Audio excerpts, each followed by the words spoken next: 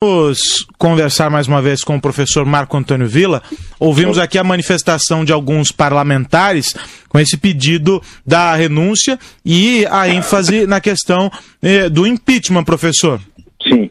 Bem, primeiro esse último parlamentar que eu vi falando aí, ele não leu a Constituição, né? É necessário primeiro ler a Constituição. No segundo biênio presidencial, caso o presidente, por exemplo, renuncie e tal, a eleição ela se dá pelo Congresso Nacional, só votando, portanto, os 513 deputados federais, 81 senadores, e que vão eleger, portanto, indiretamente um presidente tampão que vai concluir o mandato iniciado a 1º de janeiro de 2015. É isso que dispõe a nossa Constituição de forma clara, sem nenhum problema, não há nenhum problema de interpretação. A convocação de uma eleição direta, como disse esse senhor, aí levaria necessariamente à aprovação de uma emenda constitucional. Portanto, não é bem como ele disse e tal. E não cabe ao TSE fazer isso, caberia, portanto, ao Congresso Nacional. Esse é o primeiro ponto. E por que é necessário esclarecer esses fatos? Porque nós vamos cair em algumas questões jurídicas, mas a questão central não é jurídica, a questão central é política, né? Ou seja, precisamos esperar que o ministro Fachin disponibilize tudo que tem, né? Todos os áudios, os vídeos, os documentos, transparência total. O país exige isso, porque vive a crise mais grave da sua história. Algo que eu já disse diversas vezes na Jovem Pan, que é uma espécie de mantra, que o impeachment não encerrou a crise política, o impeachment abriu a crise política. E a defesa da Lava Jato é indispensável, ou seja, graças à Lava Jato que nós estamos descobrindo tudo isso.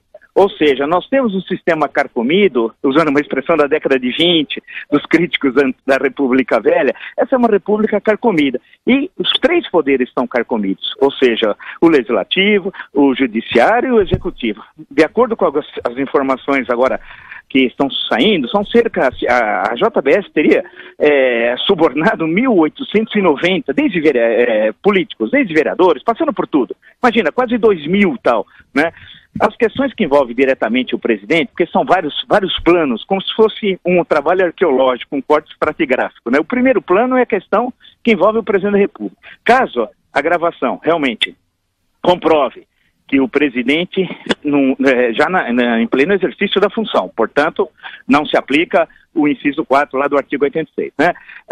No exercício da função, tenha dito o diálogo que foi de conhecimento público agora à noite, e como foi recebido o dinheiro e uma filmagem da Polícia Federal que comprova isso, o recebimento através de um portador do presidente da República, aí não é só uma questão de pensar num processo de impeachment. Aí eu creio que o presidente teria o bom senso, sabendo o custo que seria para o país de tensão política, econômica e uma grave crise, numa proporção nunca vista na nossa história, ele teria o bom senso, caso isso seja disponibilizado e comprovado, né, ele teria de renunciar. E se renunciar, assume o presidente da Câmara e em 60 dias, bem, aí segue tudo o que dispõe a Constituição.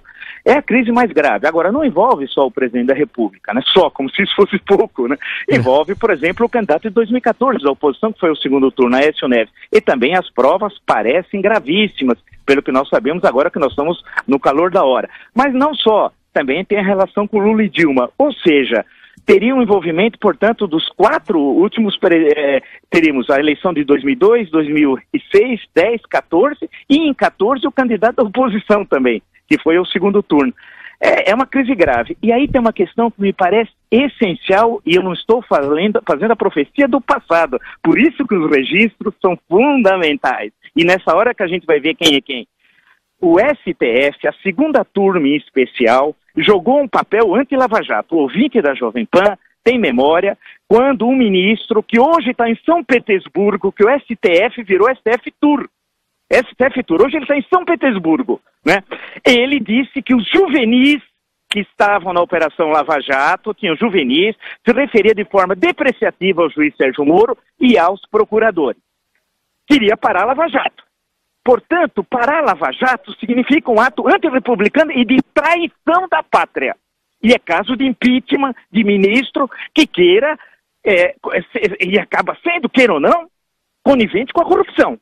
E isso é fundamental. É nessa hora que a gente vê quem é lacaio e quem não é lacaio, né? E isso é essencial. Aquilo que eu sempre falei está se revelando. Ou seja, que a estrutura carcomida chega às Cortes Superiores de Brasília.